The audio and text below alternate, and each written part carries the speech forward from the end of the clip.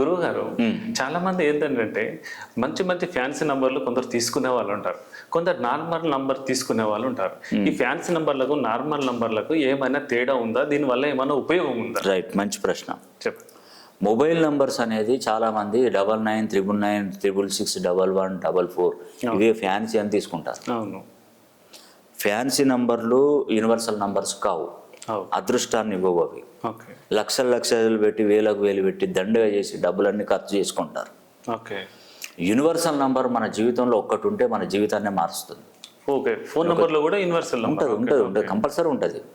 మనం universal.ramkrishnihan.comకి వెళ్ళి ఒకసారి మీ మొబైల్ నెంబర్ కొట్టి చూడండి, అది యూనివర్సల్ నెంబరా కాదా తెలుస్తుంది. ఓకే.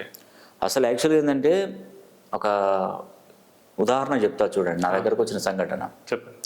ఒకతను ఒక వ్యాపార సంస్థ ఉంది, ఆ వ్యాపార సంస్థ అమ్మేశాడు.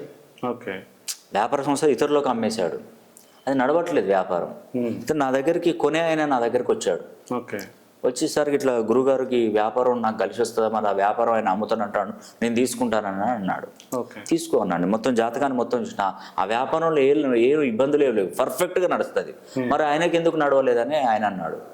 ఆయనకి ఎందుకు నడవలేదంటే ఆయన డేట్ ఆఫ్ బర్త్ కావాలంటే ఆయన డేట్ ఆఫ్ బర్త్ కూడా తీసుకొచ్చి నాకు ఇచ్చాడు, ఫోన్ చేశాడు కదా. చూస్తే ఆయన వ్యవహారం ఏంటంటే ఈ ఫోన్ నంబర్స్ అతని డేట్ ఆఫ్ బర్త్ ప్రకారము ఆయన పెట్టుకున్నటువంటి మొబైల్ నంబర్, వ్యాపార సంస్థకు ఉన్న మొబైల్ నంబర్లని 8 నంబర్లు మొత్తం.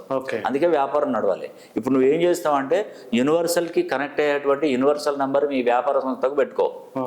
నేను చెప్పినట్టు విను. నువ్వు కూడా యూనివర్సల్ నంబర్ కనెక్ట్ అయ్యే విధంగా యూనివర్సల్ నంబర్ తీసుకో. నువ్వు వ్యాపారం పెట్టు, నడిపి ఒకవేళ నీకు వ్యాపారంలో నష్టం వస్తే ఆ వ్యాపారం ఎంత నష్టం వచ్చిందో నాకు చెప్పు, నేను ఇస్తాను. ఒకవేళ ఇది లాభాలలో ఉంటే మాత్రం సగం శాతం నాకు ఇవ్వాలని చెప్పి నవ్వుకుంటాను. సంతోషంగా వెళ్ళిపోయాడు.